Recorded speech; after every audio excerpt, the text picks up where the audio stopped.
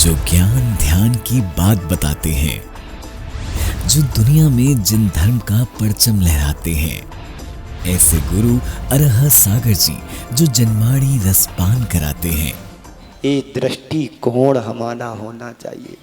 जिन हाथों से तुम रोज भगवान का प्रक्षाल करते हो, उन्हीं हाथों से यदि किसी की सेवा में आगे बढ़ा दोगे तो क्या होगा तुम्हारा। संत शिरोमणि आचार्य श्री 108 विद्यासागर जी महाराज के परम प्रभावक शिष्य परम पूज्य मुनि श्री 108 अरह सागर जी महाराज के मुखारविंद से 6 डाला पर अर्थ सहित श्रवण कीजिए मंगल प्रवचन।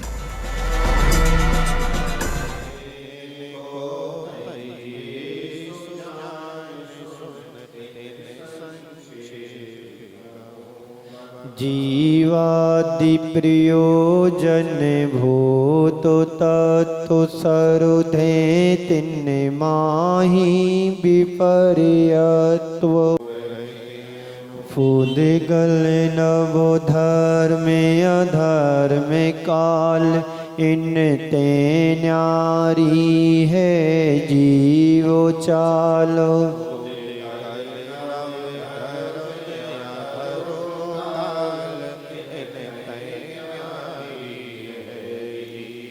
ताको न जान विपरीत मान करि करे देह में निज पिछानो।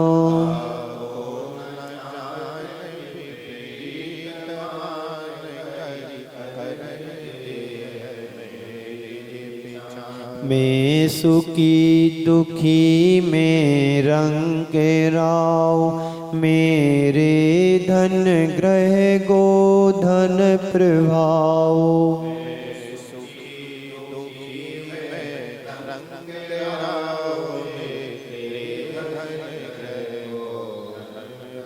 मेरे स्तुति में सबल दीन बेरूप सुभग मूरखो प्रवीण।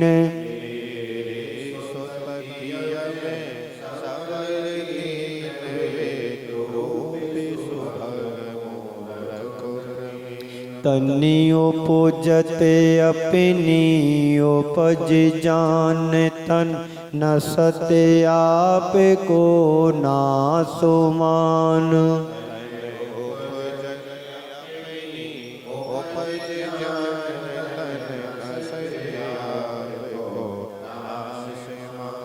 रागादि प्रकट हुए दुख देन तिन ही को सेवत गिनत चैन।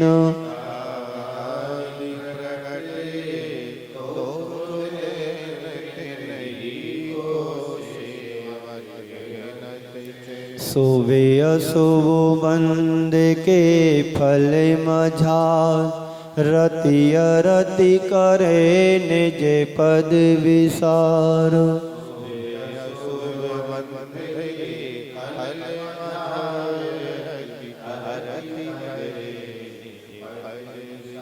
आत्म अनात्मिके हे आत्म हित हेतु विराग ज्ञान ते लखे आप को कष्ट दान।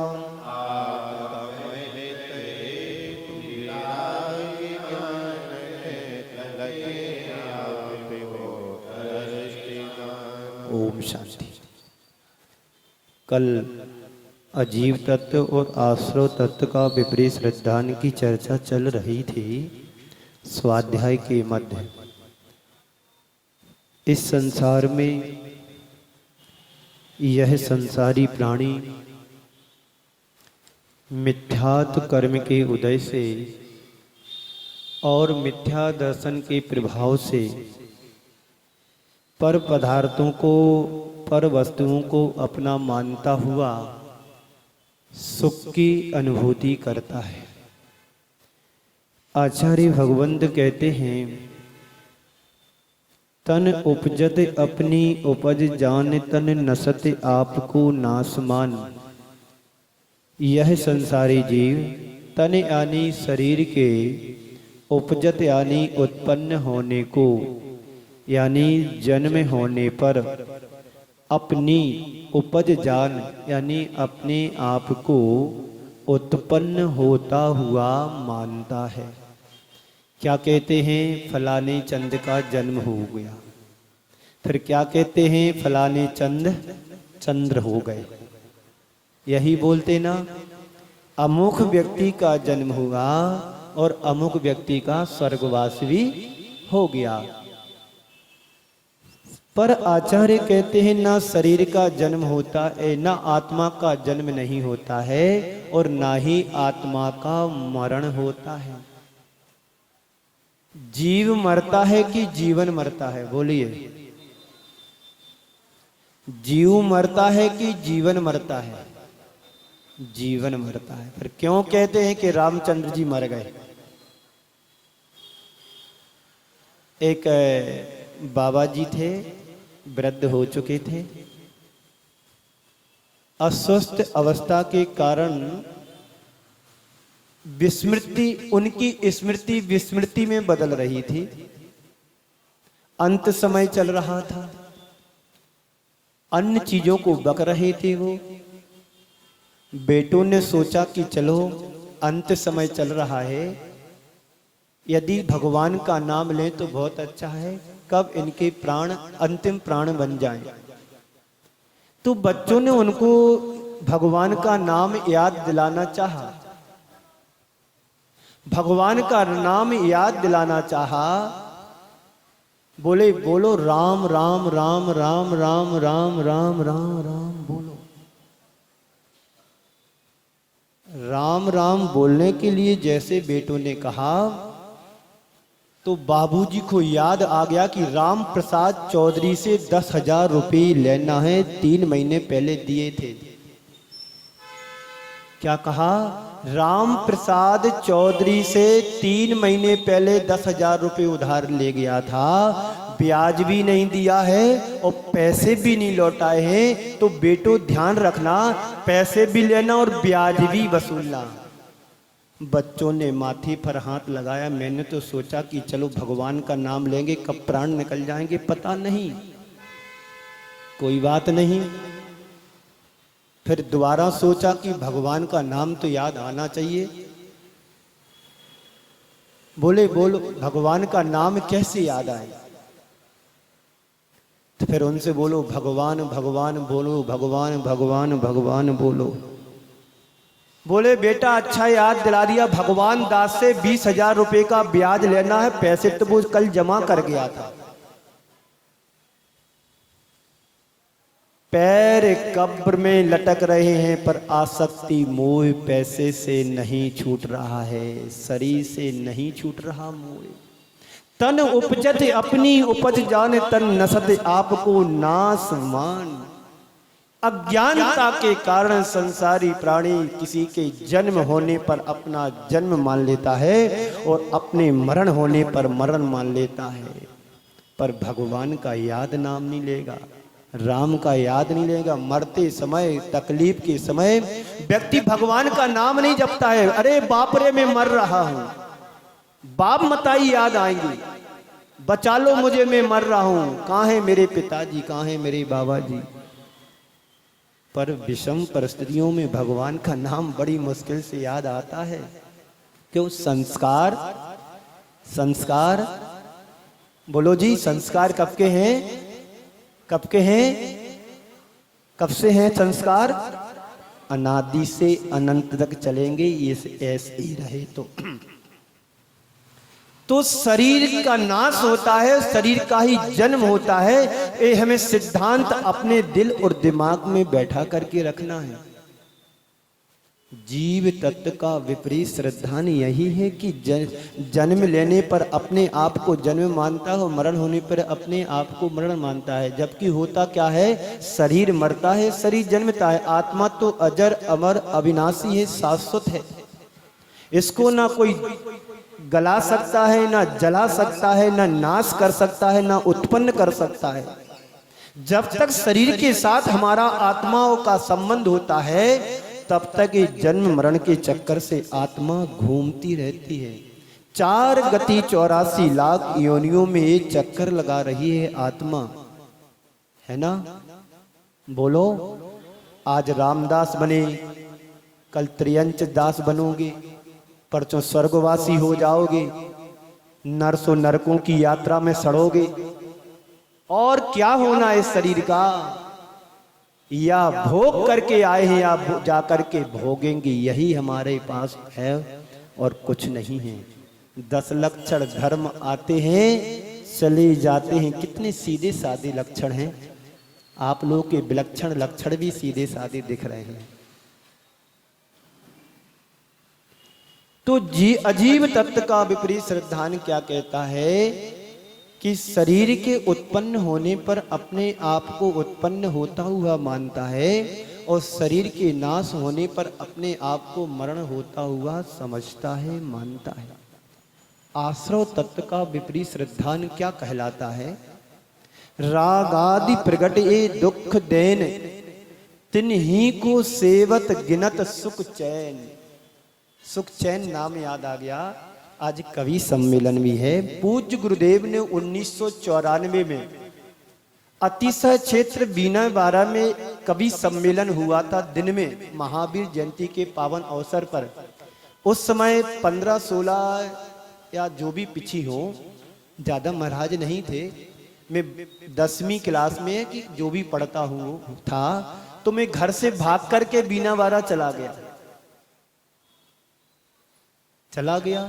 ना रुकने की चिंता, ना खाने की चिंता, कहाँ खाएंगे कहाँ रहेंगे, मात्र तन पर एक जोड़ी कपड़े थे। वहां महावीर जयंती पर कवि सम्मेलन हुआ। सारे मुनि संघ तो अपने कमरे से चुरा करके 100 रचित 100 चुरत कविताएं लेकर के मंच पर गए। पद जब अंत में गुरुदेव का नंबर आया तो गुरुदेव बोलते हैं कि आप लोग तो सब चोरी करके आए होंगे, कमरे से लेकर के आएंगे, पर मैंने यहीं पर ताजी ताजी कविता बनाई है, सुनिएगा। वो पंक्तियां उस समय से आज तक मेरे मानस पटल में हैं, याद स्मृति में हैं। ज्यादा नहीं है, 2 लाइनों की कविता थी। क्षेत्र था, क्षेत्र के बाजू में नदी बहती है छोटी सी, कभी जाओ तो देख करके जरूर आना। उस नदी का नाम है सुखचैन। क्या नाम है? सुखचैन। तो पूज्य गुरुदेव ने कहा, बीना है 12 क्षेत्र है, सुनो नदी सुखचैन। क्या कविता बनाई? अभी हम अपनी कविता सुनाएंगे, कमरे से बना करके लाया हूं, अभी शाम को 5:30 बजे बनाई। बीना है 12 क्षेत्र है, सुनो नदी सुखचैन, और बहती बहती कह रही। क्या कह रही? बहती नदी स्थिर रहती कि बहती है? आप कहते जमुना पार्क है कोई स्थान, वहां पर एक बहुत बड़ी नदी जिसके ऊपर 1 किलोमीटर का पुल बना हुआ है। बीना है 12 क्षेत्र है, सुनो नदी सुखचैन, और बहती बहती कह रही, इत आ पा सुखचैन, इत आ पा सुखचैन। नदी कह रही है बहती बहती, भगवान के चरणों में आओगे तो सुख पाओगे, अन्यथा दुखी बने रहोगे।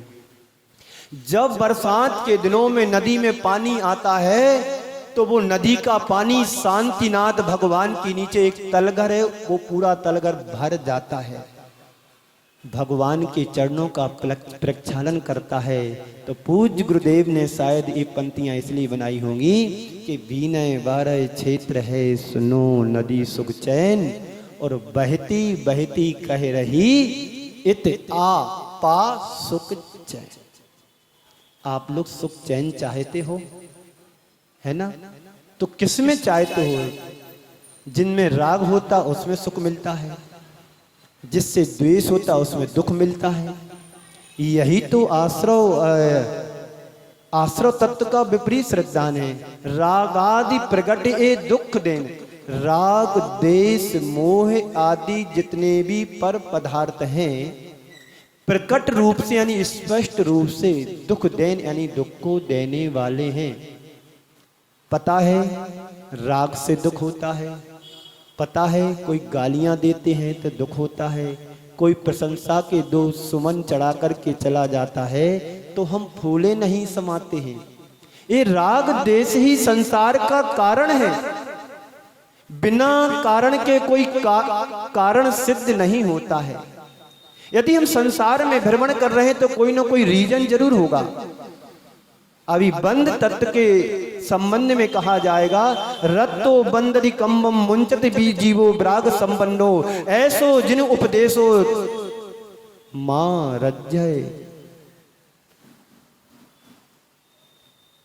तम्मा कम्मेसु मां रज्जय।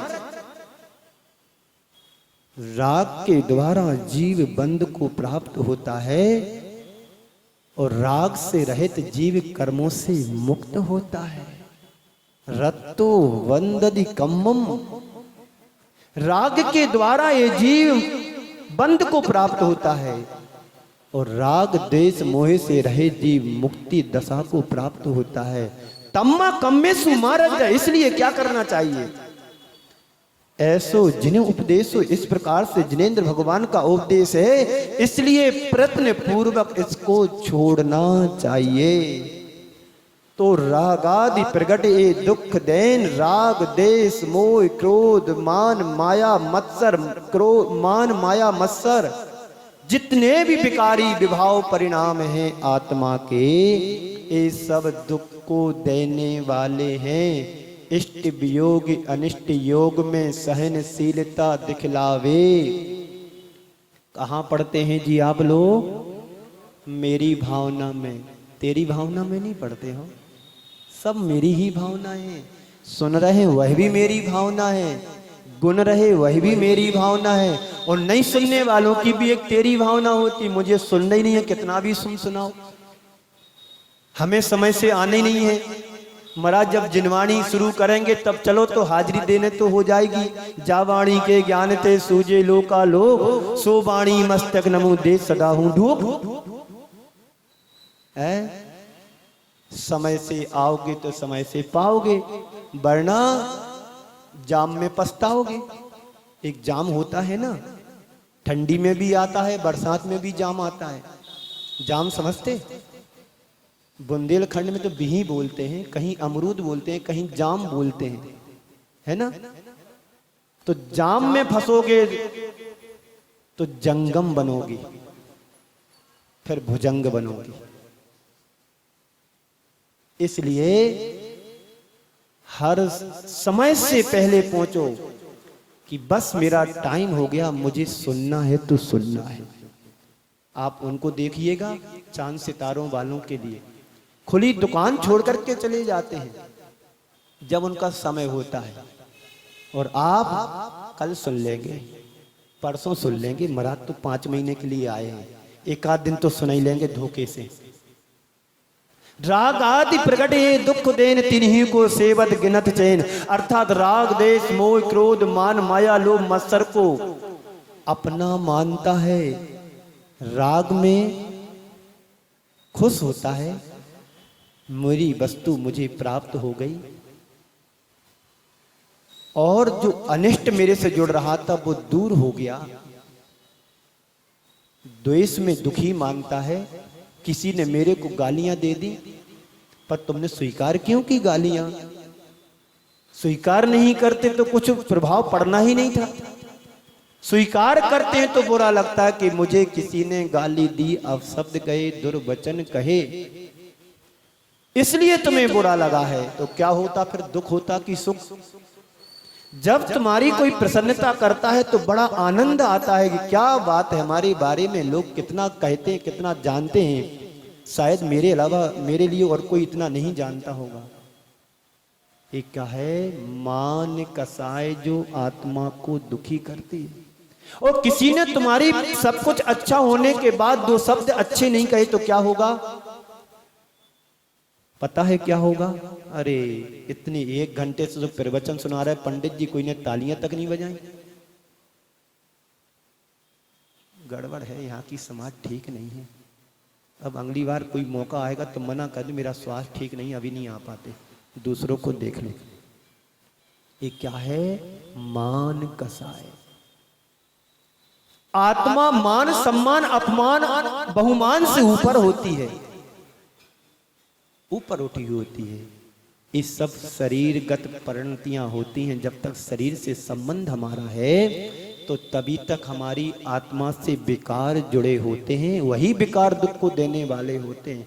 जब तक विकारों को दूर नहीं करोगे तब तक तुम्हें शाश्वत सुख शांति समृद्धि की प्राप्ति नहीं होगी। एक तुम्हारे शरीर में फोड़ा हो जाता है, फोड़ा तब तक दुख देता है जब तक उसका विकार बाहर नहीं होता है, ऑपरेशन नहीं होता है। डॉक्टर दबाता है, तुम चिल्लाते हो। डॉक्टर को तुम पैर मारते हो, वो कहता बेटा मार लो, मुझे पता है तुम पैर नहीं मार रहे, तुम्हारी तकलीफ आपसे ऐसा कृत्य करवा रही है। जब फोड़ा ठीक हो जाता है तो मोड़ा आता है, क्षमा करना डॉक्टर साहब। मोड़ा समझते ना, फोड़ा और मोड़ा तुकबंदी करा दी है, अनुप्रास अलंकार जिसको। तो रागादि प्रगट ये दुख देन तिन्ही को सेवत गिने चिन्ह, अर्थात राग देश आदि जितने भी स्पष्ट रूप से दुख देने वाले हैं, दुख देने यानी दुख दाता हैं, दुख को देने वाले हैं, तिन्ही को अर्थात उन्हीं के लिए सेवत यानी उपयोग उपभोग करता हुआ, उपयोग करता हुआ, चैन यानी सुख मानता है। पंचेंद्री के विषयों को भोगता हुआ संसारी प्राणी सुख मानता है कि नहीं मानता? बोलो, सबका अनुभव है। जब कोई मिठाई सामने आती है तो मुख में पानी आ जाता है। कितने देर के लिए आपको अच्छा लगता है, जब तक प्लेट में रखी तो आतुरता बढ़ती है, मिल जाए मिल जाए मिल जाए, और मुख में रखते हैं तो थोड़ा रस आता है, बहुत टेस्टी टेस्टफुल है। फिर क्या कहते हैं, घाटी उतरी माटी, सिंधु घाटी की उतरी माटी। बस क्या हुआ, क्षण भर का स्वाद था, सुख था, फिर बाद में क्या होता, दुख होता है। मान लीजिए आप 100 ग्राम 200 ग्राम मिठाई बड़े अच्छे से खा सकते हो और आपको रोटी ना दी जाए और पूरा थाल मिठाई से भर करके दे दिया और शर्त रखी है पूरी 1 किलो मिठाई तुम्हारे लिए पूरी खाना है। एक सीमा तक तो आपको संतुष्टि होगी, बहुत अच्छा लग रहा है, फिर जब अंदर डालोगे तो फिर बाहर निकलेगी। संत कहते हैं यदि विषयों में यदि सुख शांति होती तो फिर तुम्हारे लिए वही विषय अरुचिकर क्यों लगे। आपको 4 रोटी खाने की भूख रहती हो, कोई 20 रोटी तुम्हारे लिए खिलाए तो क्या होगा, खाओगे? 5 लाख रुपए तुम्हारे लिए दिए जाएंगे, 20 रोटी खाना है। गुरुदेव 5 नहीं तुम 50 लाख भी रखोगे तो 5 से 5.25 नहीं खा पाऊंगा, बहुत से बहुत 8-10 खा लोगे, पर 20 तक तो नहीं, या तो जीवन रहेगा या जीव रहेगा। क्या हुआ, अरुचिकर हो गया। किसी भी विषयों में लगा लो, एक सीमा तक हमें अनुभूति सुखद होती है, बाद में वही चीज अरुचि में बदल जाती है। डेली तुम मीठा खाओ, पर एक दिन मन में ऐसा आएगा कि बहुत हो गया, अब नहीं खाना। कितनी चाय पियोगे, 1 गिलास 2 गिलास 1 लीटर 2 लीटर, तुम्हारी चाय ही खत्म हो जाएगी चाय के प्रति। तो रागादि प्रगट ये दुख देन तिन्ही को सेवत, इनको भोगते भोगते सुख मानता है, सुखी होता है, फूला नहीं समाता है। जैसे किसी एक गरीब बच्चे को अच्छे कपड़े दे दो या अच्छी मिठाई खाने दे दो, कितना खुश होता है, जैसे पहली बार उसको मिल रहा है ना। और सेठ साहूकार, जैसे एक अज्ञानी प्राणी को कोई बहुमूल्य चीज मिल जाने पर खुशी होती है, ऐसे ही संसार के सभी प्राणी खुश मान रहे। नेताजी आ गए, शांत बैठ जाना उधर।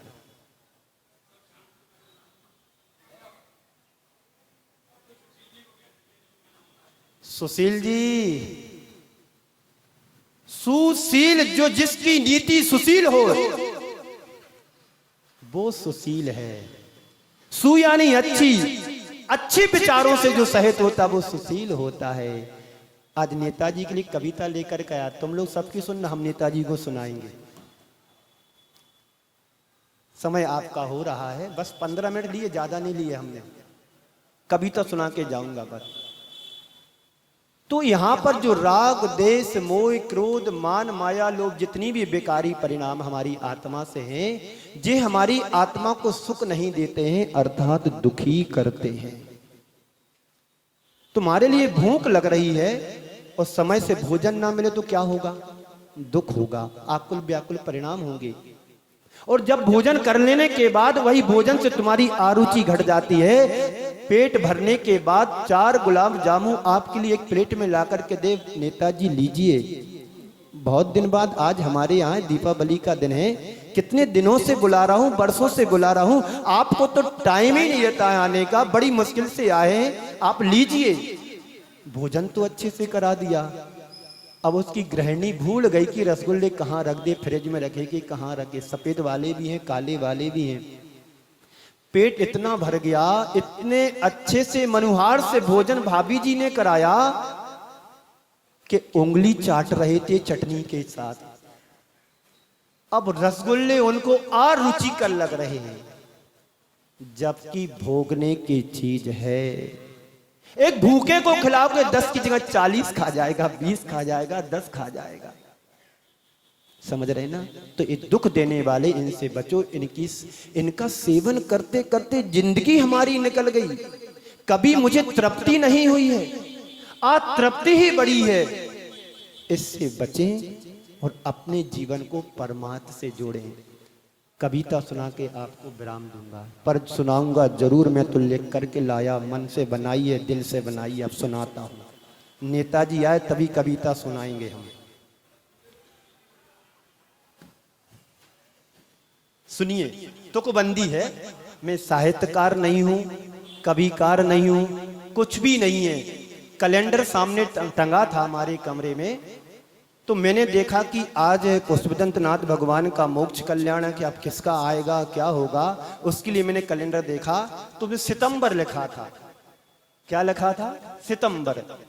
तो मन में अचानक गुनगुनाते आ गया, सितंबर हो या सितंबर हो या दिसंबर, सितंबर हो या दिसंबर, जीवन बने दिगंबर।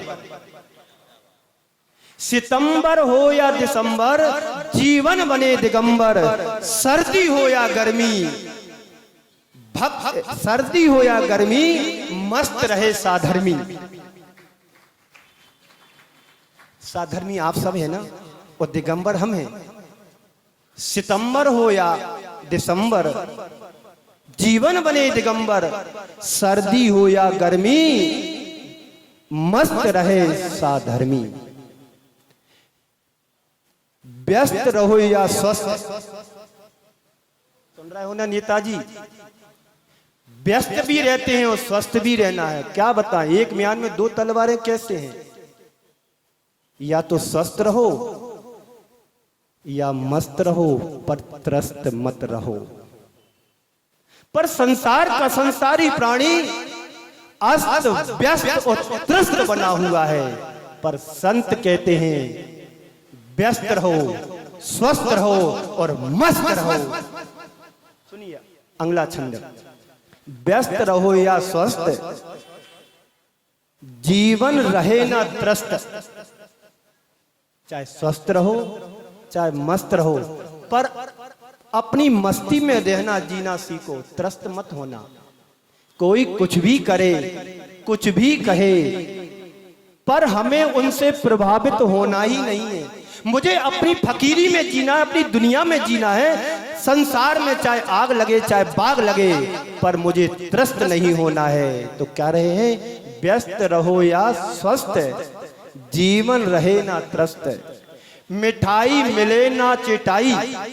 हमारे संग में सारे साधु मिठाई और चिटाई से दूर हैं, पर मैं मिठाई भी खाता हूं और चिटाई भी लेता हूं।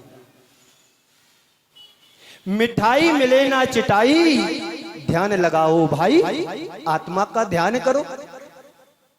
आत्मा का ध्यान करो। यदि दिगंबर बने हैं तो ना मिठाई मिलना अब ना चिटाई मिलना, मात्र साधना तुम्हें करना है, तो ध्यान लगाओ भाई। धर्म सनातन परमात्म, ये धर्म हमारा आज का नहीं है, अनादि से अनंत काल तक चलेगा। धर्म सनातन परमात्म, आत्म बने ना अनात्म बने ना आत्म। क्या कह रहे हैं? धर्म सनातन परमात्म, अनाथ बने ना आत्म। ये धर्म अनादि से चला आ रहा है, हमारी आत्मा अनाथ में ना बने, आत्मा परमात्मा बने। मनो विजेता जगत विजेता, मनो विजेता जगत विजेता, संयम के हैं नेता। क्या सुन रहे हो? मनो विजेता जगत विजेता, संयम के हैं नेता, जो नर नारी हो सन्यासी। जो नर नारी, मनुष्य हो स्त्री हो जो भी है, वो क्या हो? सन्यासी बने, व्रतों को धारण करें, व्रतों को अंगीकार करें। मनो विजेता जगत विजेता, संयम के हैं नेता, जो नर नारी हो सन्यासी, विषय भोग के बने उदासी। सन्यासी उदासी, जो नर नारी